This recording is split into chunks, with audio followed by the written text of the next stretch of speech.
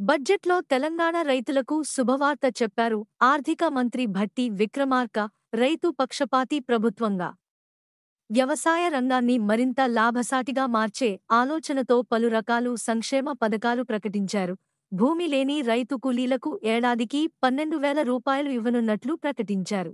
ఈ ఏడాది నుంచే ఈ పథకాన్ని అమలు చేయటానికి ప్రభుత్వం కట్టుబడి ఉందని తన బడ్జెట్ ప్రసంగంలో స్పష్టం చేశారు భట్టి విక్రమార్క. కేసీఆర్ పాలనలో భూమి లేని రైతు కూలీలు ఆర్థికంగా, సామాజికంగా చితికిపోయారని, కాంగ్రెస్ ప్రభుత్వంలో వాళ్లందరికీ భరోసా వచ్చిందన్నారాయన.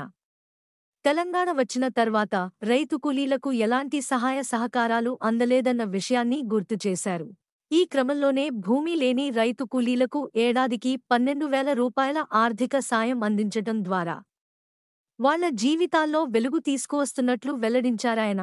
కష్టపడి పంట పండించే రైతులకు గిట్టుబాటు ధర కల్పించాలనే ఉద్దేశంతో 33 రకాల సన్న వడ్లు పండించే రైతులకు క్వింటాల్కు 500 రూపాయల బోనస్ ప్రకటించారు.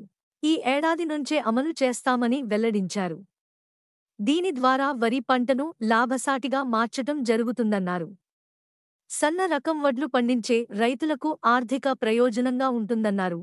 10 ఏళ్లుగా రైతులకు బీమా అనేది లేదని, అతివృష్టి, అనావృష్టి వల్ల పెట్టుబడి సాయం నష్టపోయి ఎంతో మంది రైతులు ఆర్థికంగా చితికిపోయారన్నారు ఆర్థిక మంత్రి భట్టి విక్రమార్క.